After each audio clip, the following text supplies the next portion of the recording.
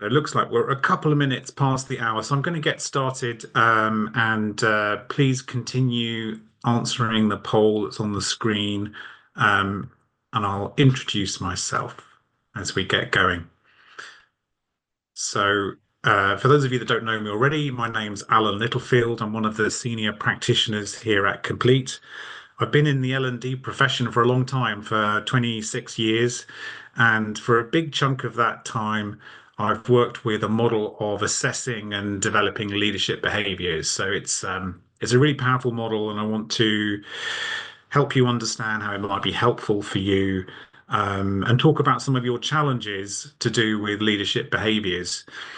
If you're anything like me, you're curious about people and what makes them tick, and also why they behave the way they behave. So we'll unpack that a bit during this webinar. So, well, yeah, let us know what you are coming to in terms of questions. You can also, anytime you like, you can use the chat function to share your message with everybody, or you can choose just to share it with myself and Jack, who's kind of manning the chat function. And also you can use the Q&A function to send questions through. We'll answer some of those as we go, but also there'll be some time at the end where we'll look at what questions you've raised and we'll try and deal with them. So I thought a good place to start would be to make sure that we are all understanding the same thing when we say behavior.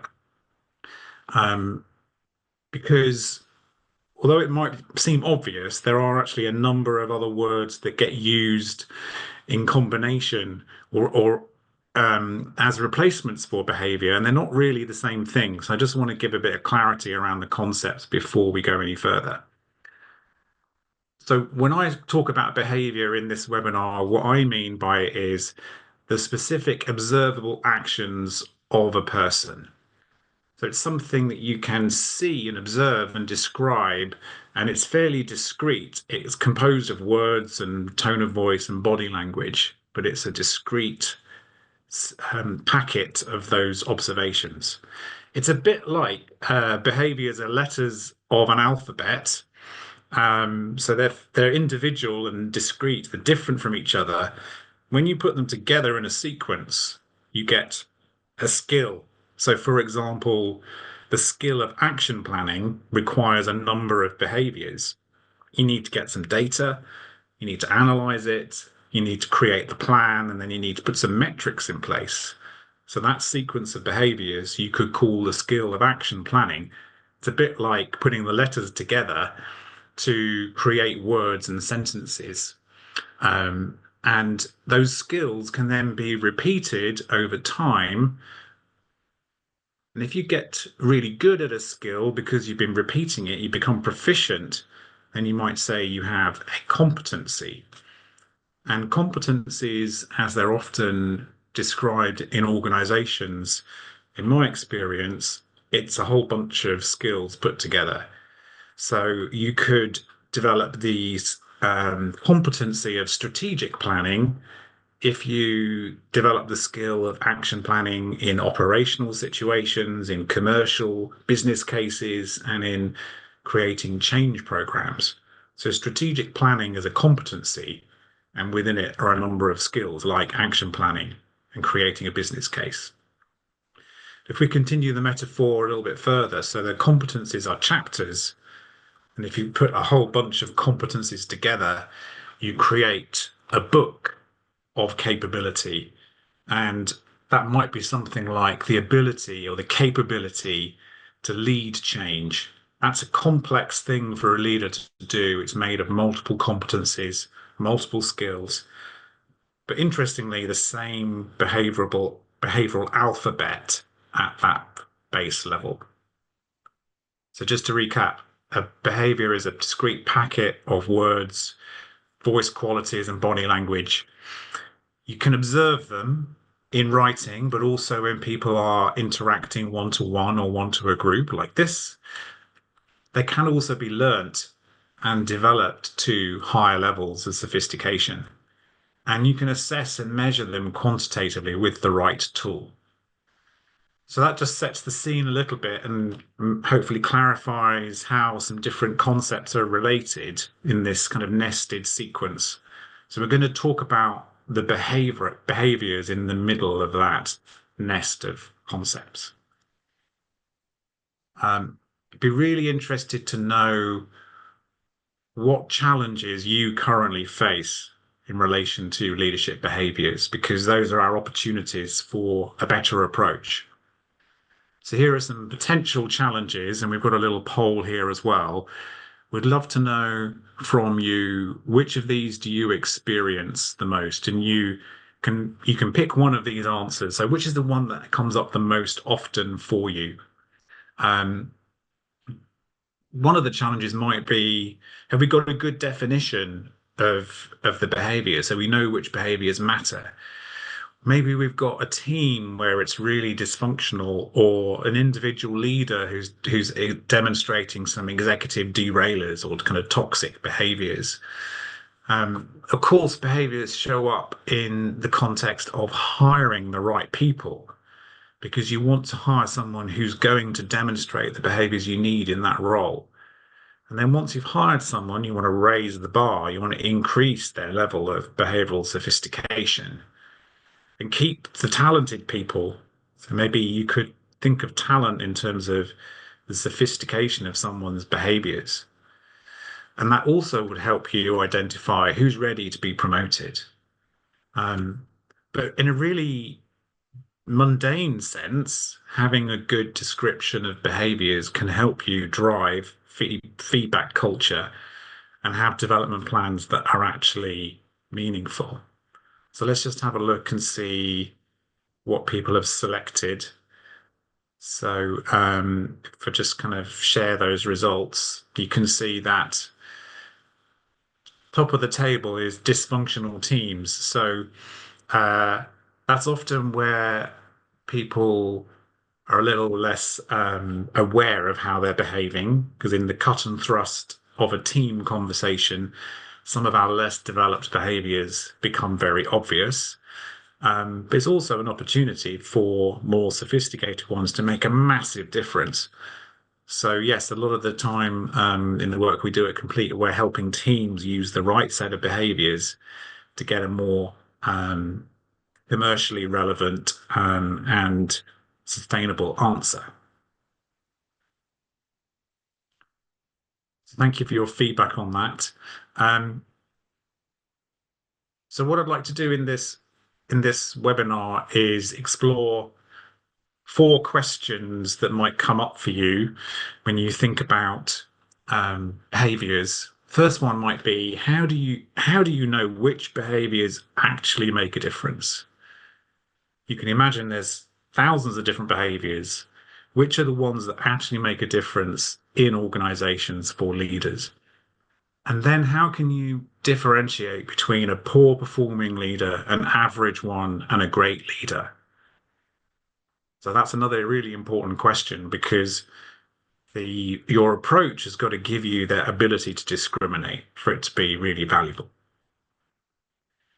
And third question that we're going to talk about is, how can I implement a behavioral approach? How does it work in practice? And then obviously the outcome has got to be some insights that are valuable and worthwhile for you and your organization. So we'll talk a bit about what that might look like.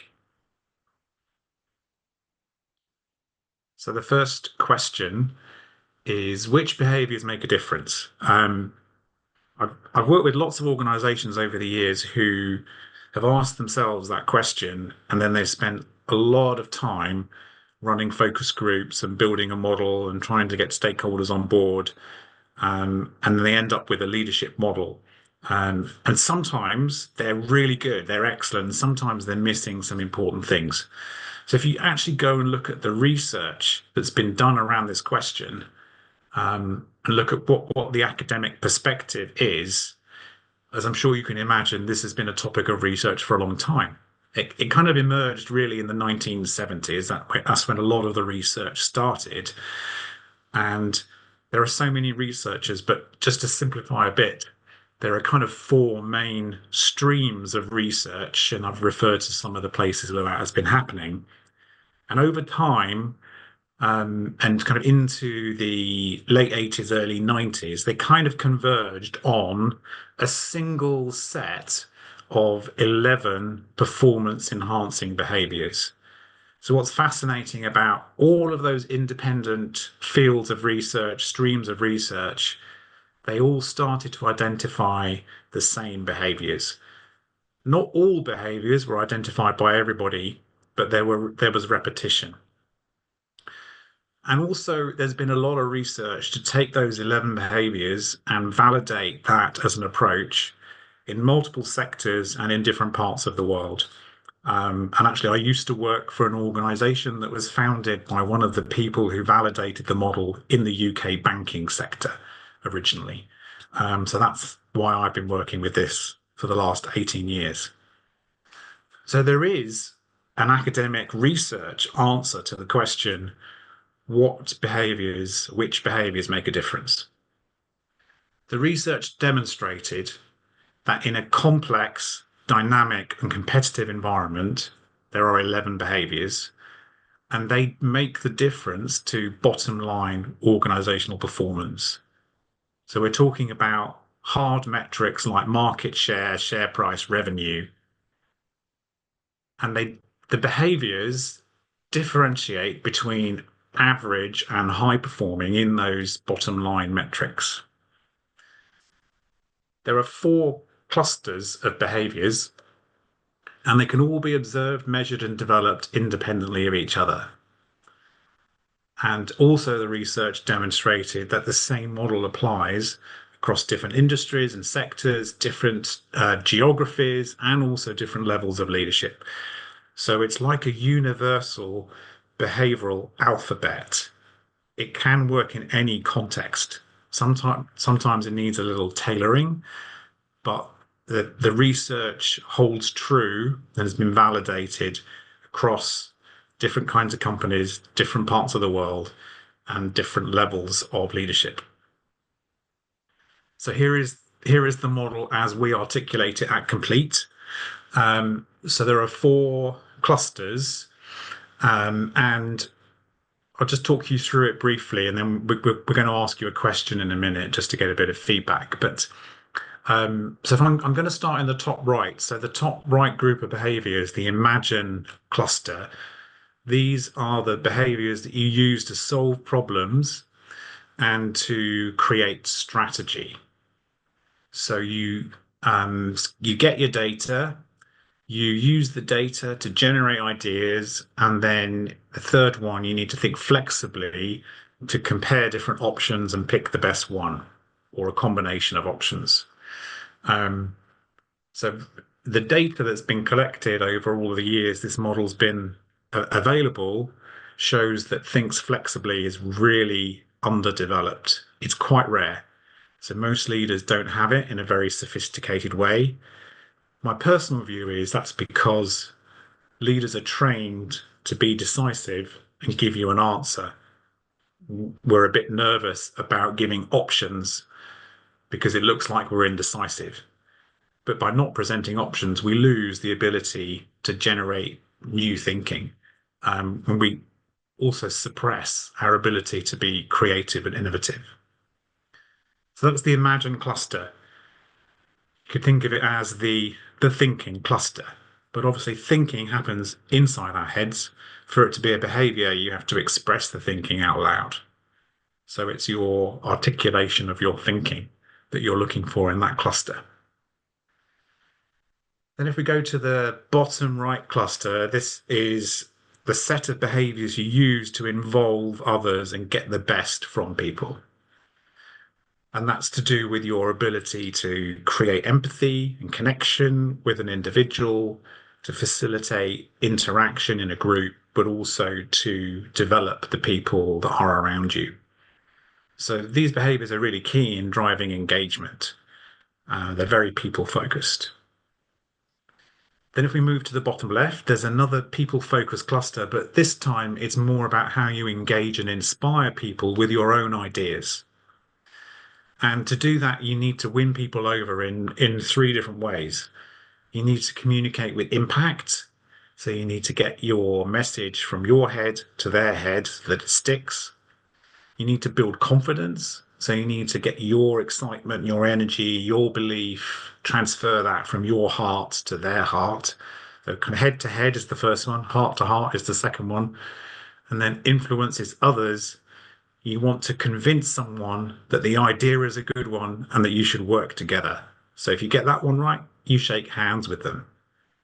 So head, heart, and hands are the three behaviors in this cluster.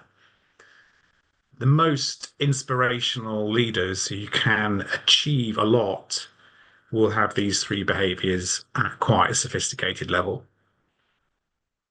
And then finally, we come to the implement cluster. So in the top left, there are a couple of behaviors that enable you to deliver your results and to monitor how well you're doing.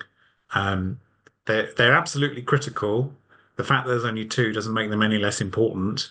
All 11 behaviors are relevant for all leaders at varying levels.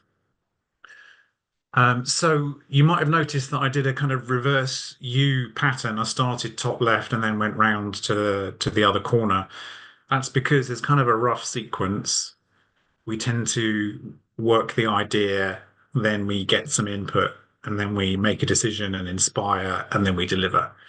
But any of the behaviors can happen at any point. They're not a logical sequence. They don't number from 1 to 11. So now you've heard a little bit about the behaviors. We're going to launch a poll. We'd just be interested to hear from you.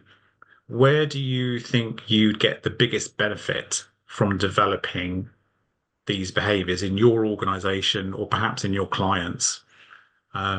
So Jack, fantastic. So Jack's launched the poll for us. Which of these behaviors do you think would have the biggest impact? Where do you think they need to develop the most? And you can pick more than one answer this time. So maybe there's a couple you think, oh, yeah, that would be really important.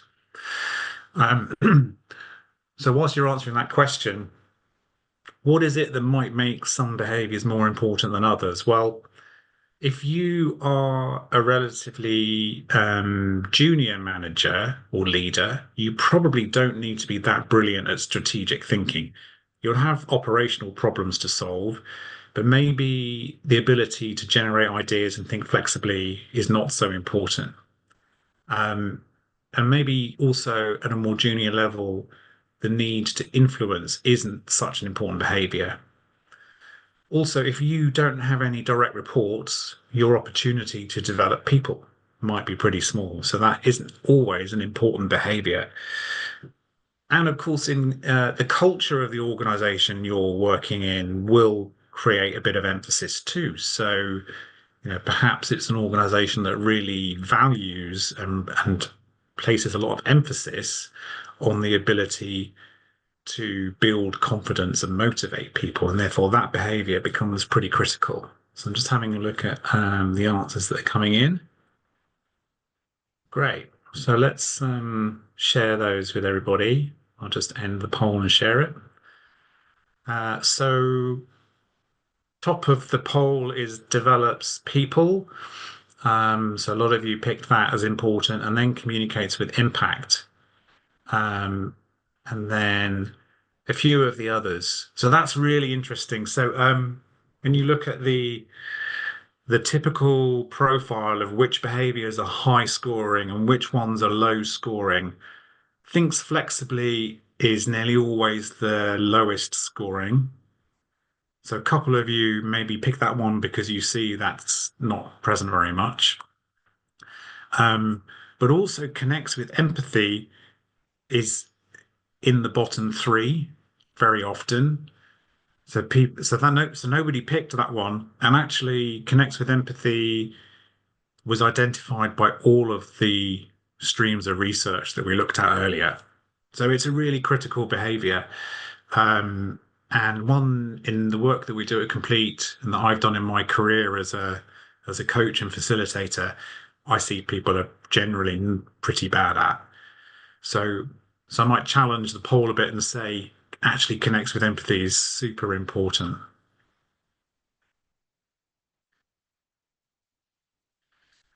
So the first question was which behaviors make a difference? And here is a well-researched, validated model that's universally applicable.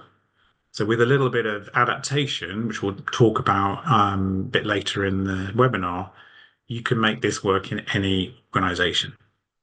So you don't have to go through months of focus groups and research to build your own model, although all of that research can be really helpful in tailoring if you adopted a model like this.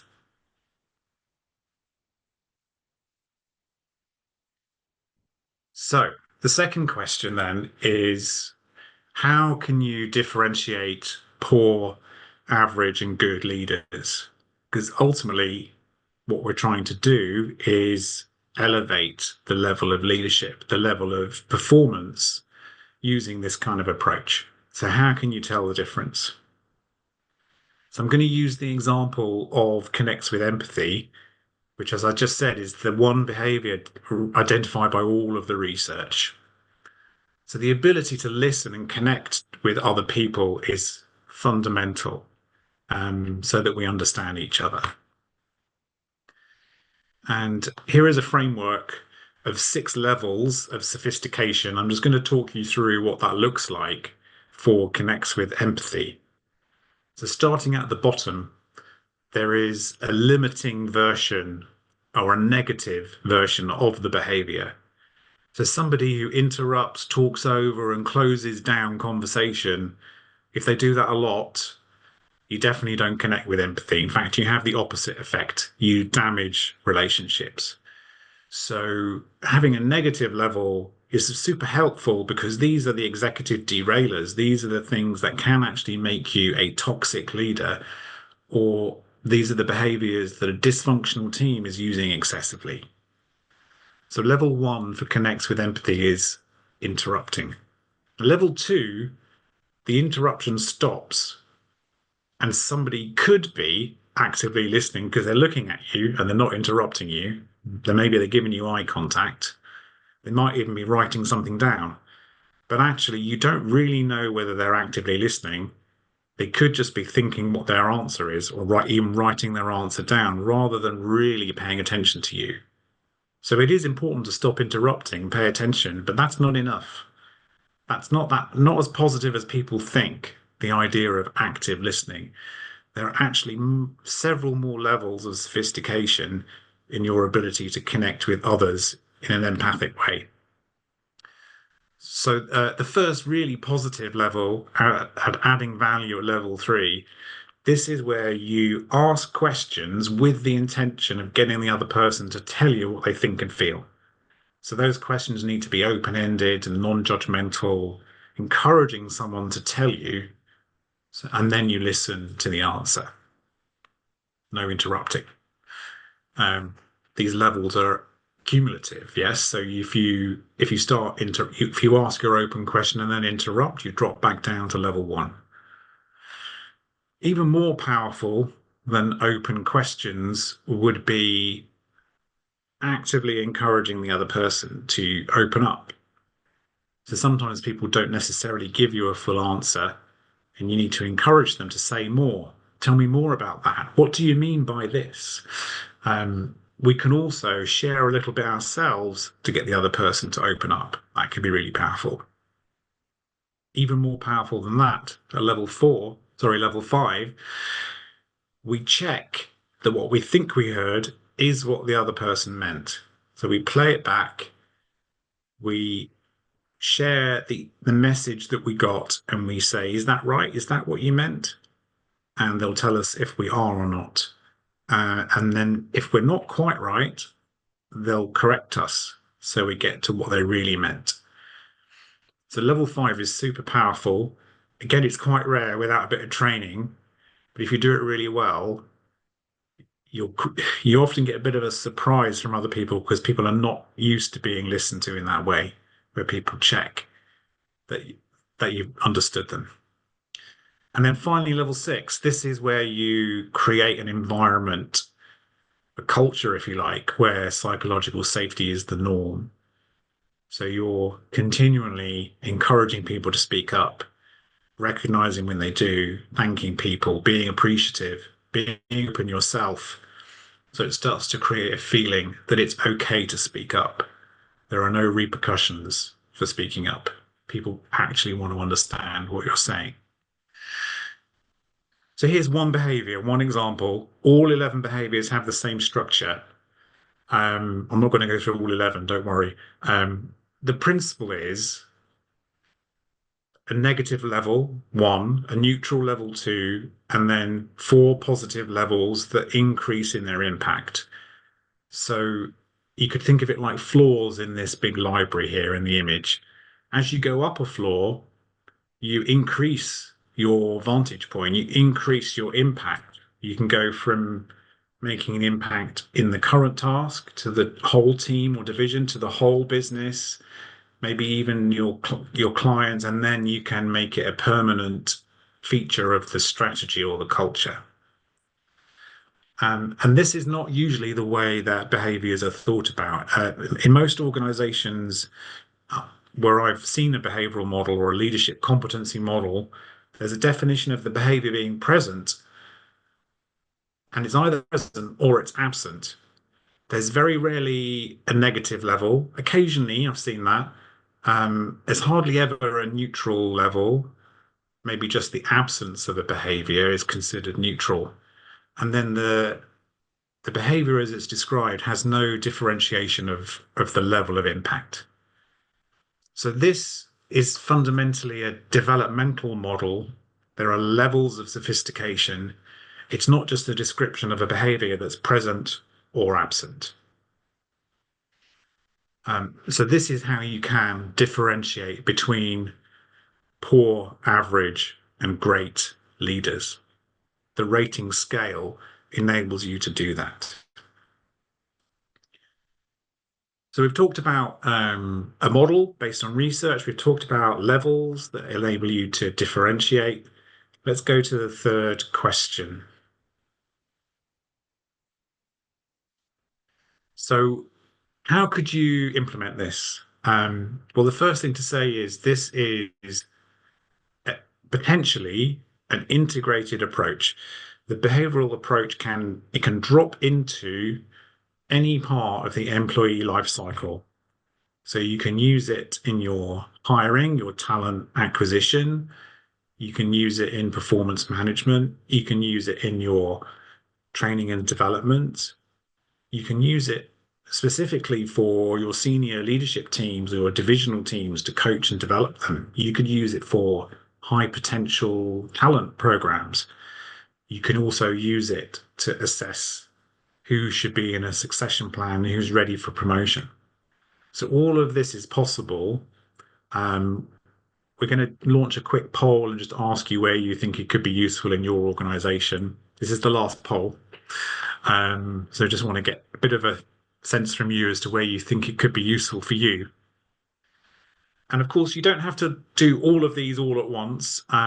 So right now, I am working with an organization to introduce the behaviors through a development program for really key leaders in a business.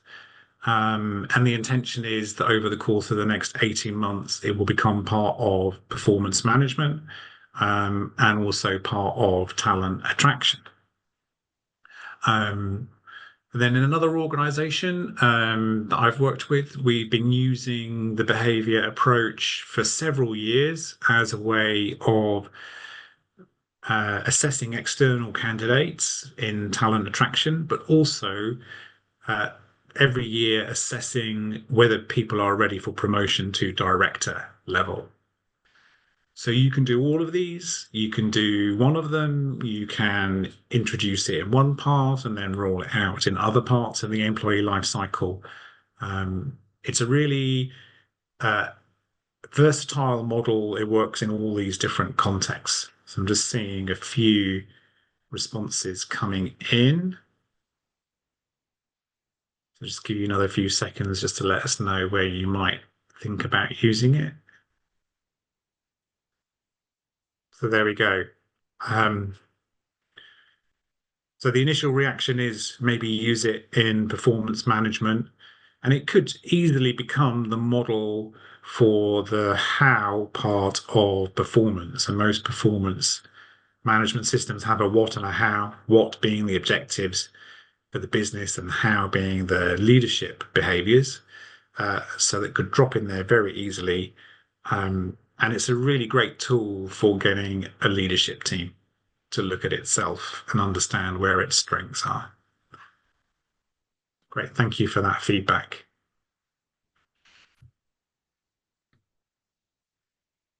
So those are the places where you could implement a behavioral approach. It's also super flexible in terms of how you assess it. The basic way of assessing is direct observation. So it is possible to observe the behaviors as they happen and then immediately afterwards to give somebody the feedback. So it could become an approach to give feedback as a daily habit, and also to give people a sense of where they are doing in terms of their performance rating for the year. So direct observation and linking to feedback and performance management. You can also use an online assessment. So we have built a 360-degree assessment. That kind of tool is perfect for talent identification, for your kind of end of year review, for development planning, maybe as a tool before and after a development program to see how people have progressed. It's also super flexible because once you've got your 360 set up, you could just use the self-assessment or the manager's assessment, or even do a 180 where you just get the manager and the reports to assess. So 360 would be familiar to many of you, and I'll share a little bit more in a moment about what ours looks like, because we've done a couple of things that are really unique in the way that we run that tool. And then the final assessment method, which would be really helpful for talent acquisition and promotion assessment, is interview. I'm sure a lot of you are familiar with the idea of a competency-based interview.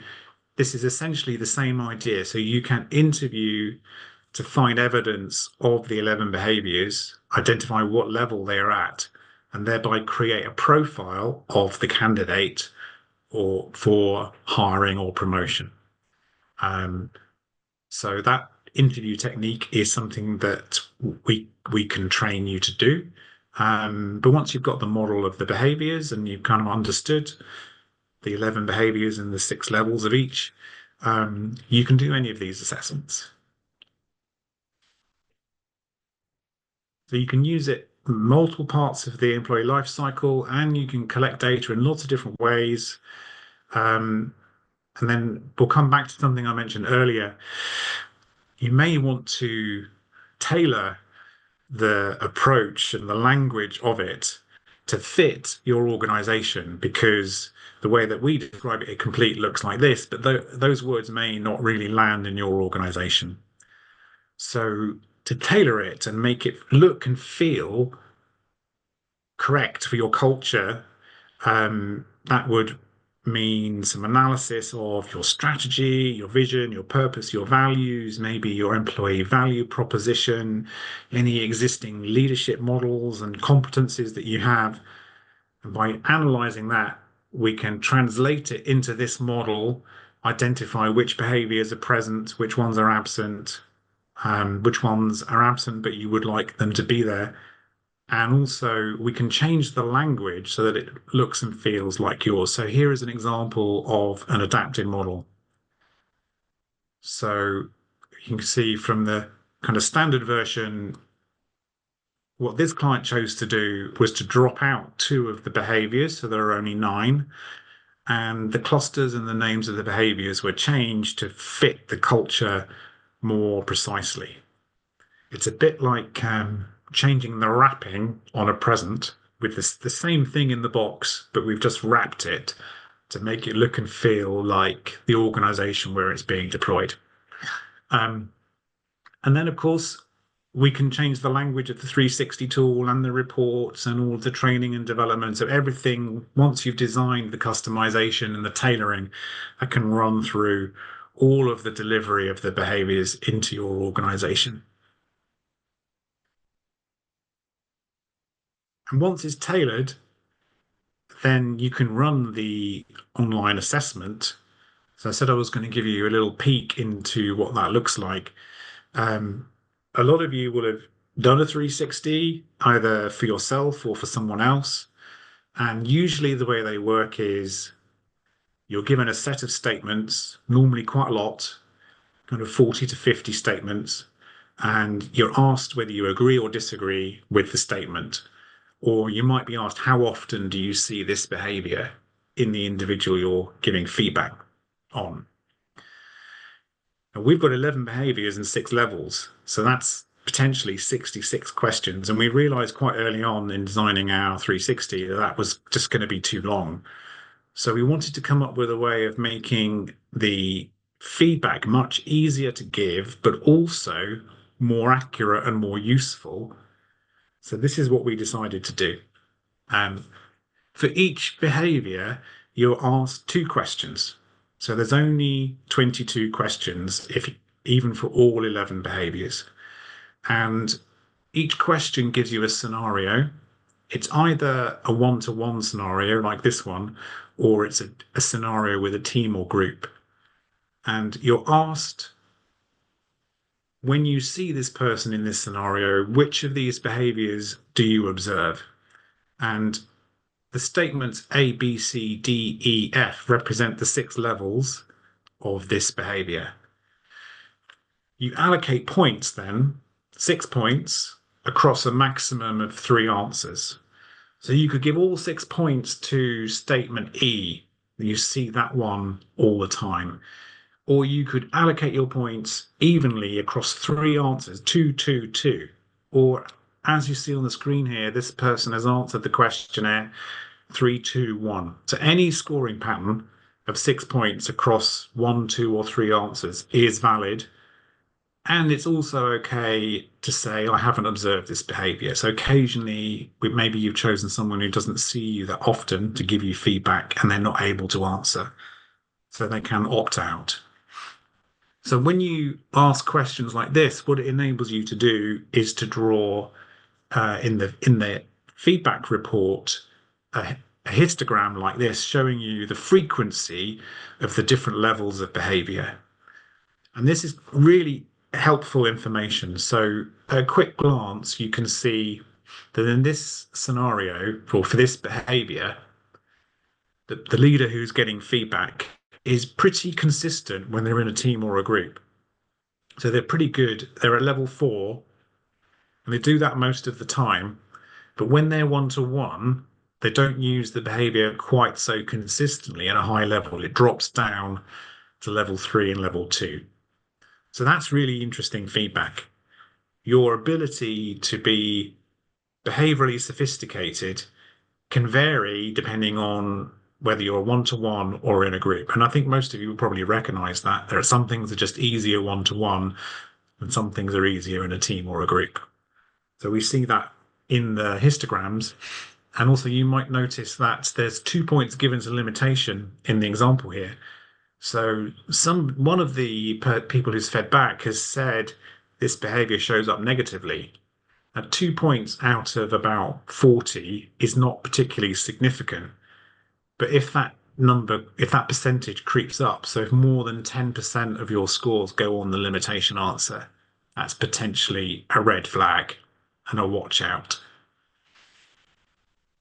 The level 1 limitation answers are pretty rare, but they do come up. And often we don't see them ourselves. It's only other people that can see it in us.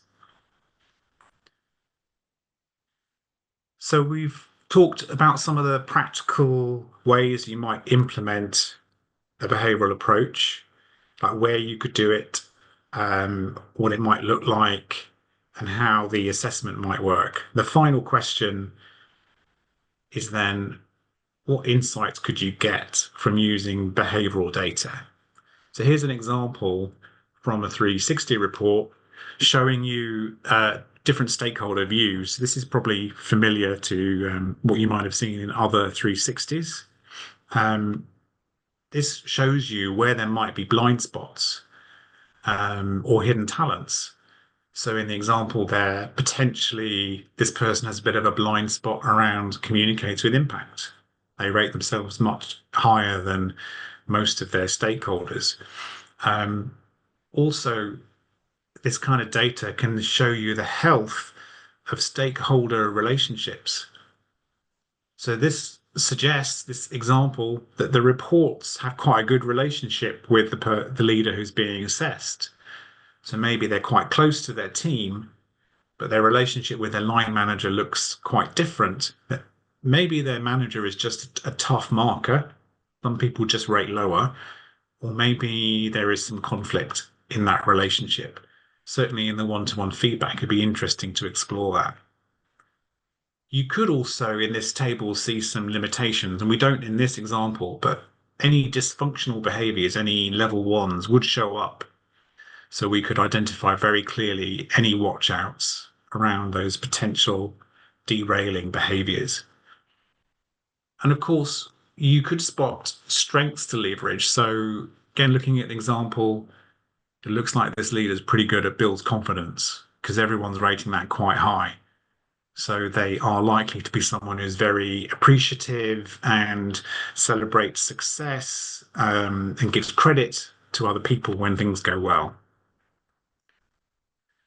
And conversely, you might identify gaps to plug. So there's three behaviors that are all rated lower than the others. Somewhere in those three, there is a development need. It will depend on the role as to which one is the most important. Maybe there are a couple. If you aggregate this data from one person, if you put a team's data together, then you might start to notice that there's a particular behavior that nobody in the team does very well. And that could explain some of the dysfunctional team patterns of conversation. If you were looking at a cohort of leaders, let's say the 30 high potential people in your organization, your leaders of the future, you could look at their collective data and pull out which behaviors need to be part of their development program. So, relatively simple data, lots of insights can be drawn from it. And there's one other really powerful part of the research that I just wanted to share with you. So, because this data has been collected for a long time, we know what the expected pattern of ratings is at different levels of leadership seniority. So there are 6 levels in this table. Then the titles at the top of the column aren't exactly job titles. They're more a group of leaders with a particular type of role. So, for example, your heads of function, column 3, those will be leaders who lead managers who themselves have a team.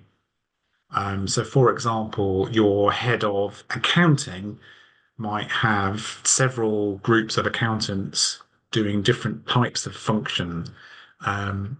Your head of sales in a region might have sales and marketing and maybe customer intelligence or customer feedback team. So different teams reporting to them.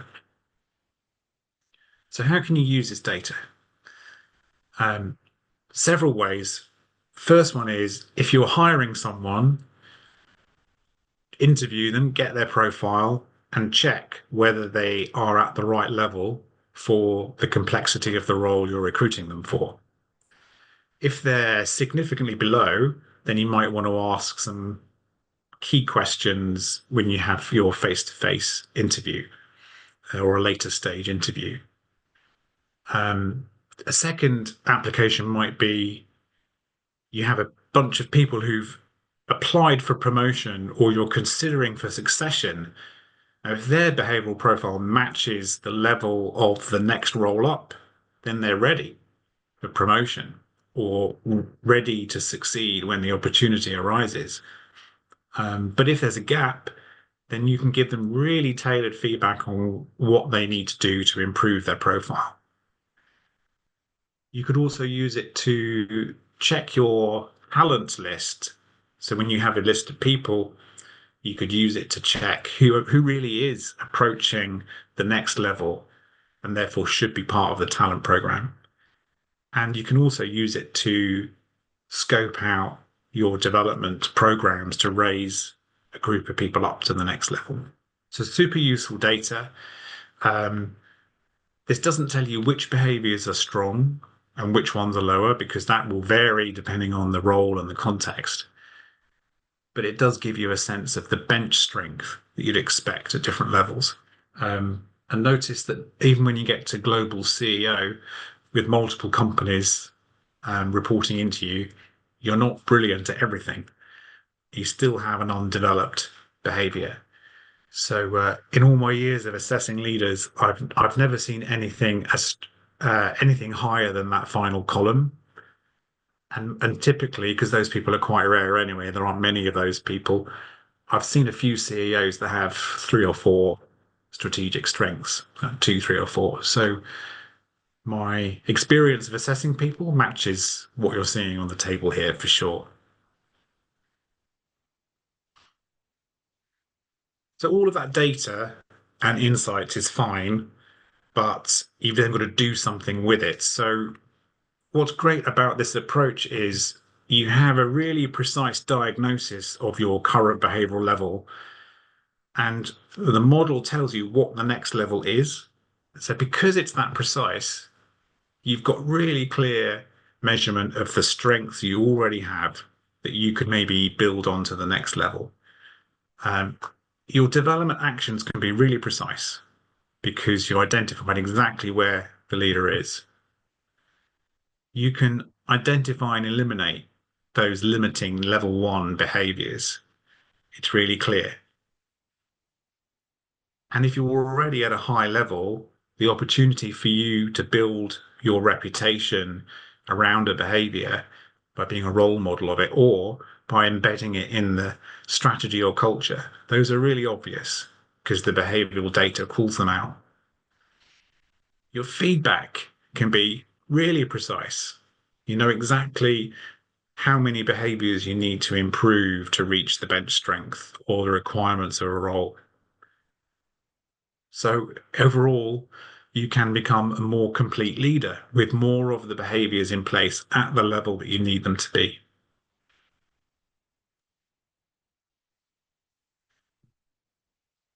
So thank you for listening to all of that. Just to pull us together and then give us a few minutes for questions.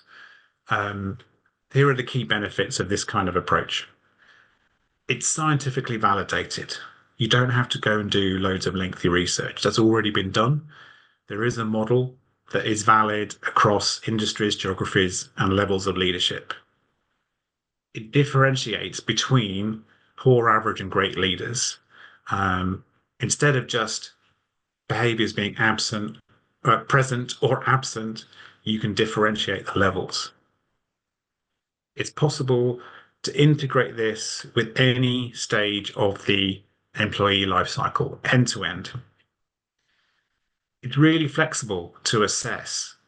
So observation, online assessment, and interview are the main techniques. The online assessment itself is super fast. So for each person completing it, it doesn't take long, only 22 questions.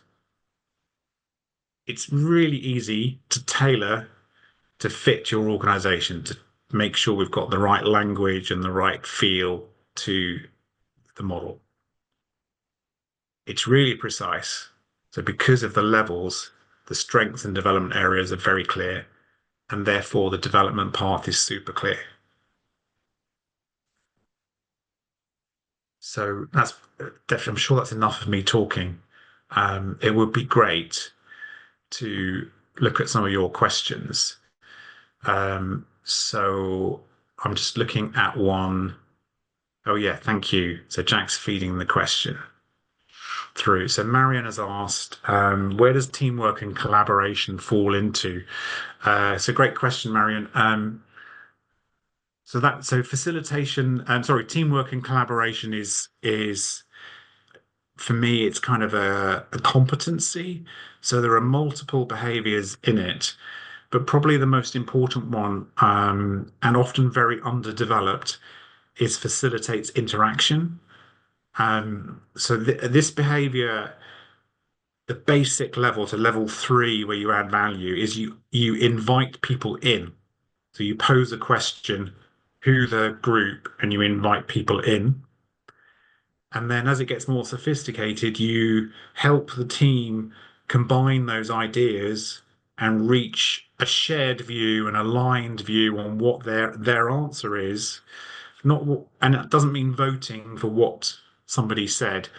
It means reaching a view that everybody has said, yes, that's what we are going to do. Most leaders aren't that good at facilitating in that way, but it can be learnt and developed. There are also other behaviors that might come up in terms of teamwork and collaboration. So it might require some connecting with empathy. So really listening to each other with the intention to understand what someone else means rather than listening to respond. Um, and then you might also find within this idea of teamwork and collaboration seeks information. That's another behavior, which which if you do it well means you're not just getting the information that you can see, you're going to your teammates and asking for their input, their facts and figures and data. So probably several behaviors is the answer. And facilitates interaction is usually one of the bottom three. It's normally pretty poorly developed. So um, it's a good question you ask because it often needs quite a bit. So another question has come through from Alex. So thank you, Alex. He's asked, what's the suggested cadence of assessment for middle managers? That's a really good point. So, I mean, typically an annual review is a good idea. Um, it is possible to shift a behavior from one level to the next level in 6 months or less. So, a really good idea, like a good principle for development planning is to set a target that is not like a whole year to develop a behavior, because it's quicker than that. You can definitely shift them up one level in 6 months. Um, so by the end of a year, you could probably move two, maybe even three behaviors from the level they're currently at to the next level. Um, more often, so for middle managers, more often than a year is maybe a bit of overkill. But for your executive or leadership team, you might want to assess it more frequently, maybe pre and post coaching, maybe a full survey once a year, and then a smaller survey, just maybe management self-assessment in the middle of the year. So super adaptable to fit the context. And as well as formal assessment, ongoing feedback and observation is also a really good idea. So, Jack, are there any other questions to feed through from our audience? Well, if you're just sourcing those to me, I'll just whilst I answer that question, I'll just put this up on the screen. Um, so if you want to get in touch with me or with Complete, you can use the QR codes on the screen here to get to our LinkedIn profiles. Um, so I'll just answer that question and then I'll say a bit about what might be a next step. So the question, what's the most common challenge that you face as a coach when dealing with behaviors? That's a great question. I think um, probably the blind spot is the biggest challenge because you don't know what you don't know.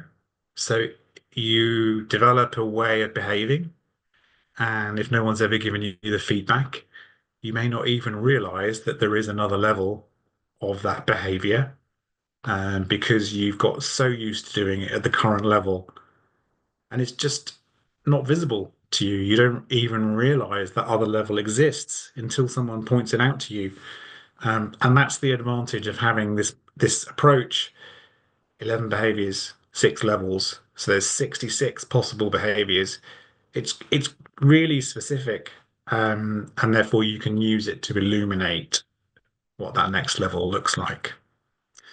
Um, so thank you so much for being here. Really appreciate your engagement. And if you would like to follow up with us, please feel free to get in touch. A good next step might be to have a chat with me or one of the team. And there's a couple of offers we'd like to make. So first of all, um, you could try the 360 assessment, and we'd be willing to do that with you for, let's say, a group of 6 people, up to 6 people, and a group feedback call. Um, Trying it out with a group feedback call was really effective because you get a feel for it, multiple people's points of view on their experience. It will save you a bit of time and it's more cost effective than doing lots of individual feedbacks, although we can do that too. Um, it will help you identify any common development goals for the group that you choose, and also start a conversation about how you play to each other's strengths in the team. The other thing you might want to do is to register your interest to get certified. So if any of you are internal or external coaches, you are welcome to let us know that you'd like to get certified. And then you would be able to use the 360 assessment and give feedback to an individual. It gives you a really structured framework, um, and it links us to some resources, and it also gives you the opportunity to collaborate with other coaches who might be getting certified to use the same tool. Um, as I said right at the beginning, I've used this tool for 18 years. I really enjoyed creating the certification course. I've tried to put as much of my experience of using this model into it as possible. And I always enjoy working with a new organization who's interested in this approach, because the process of tailoring it and making it work to each context is really interesting. It's a quick way of getting to know an organization. So with that, I'll say thank you again and really appreciate you being here. Do get in touch with us if you would like to take the next step. Thank you very much.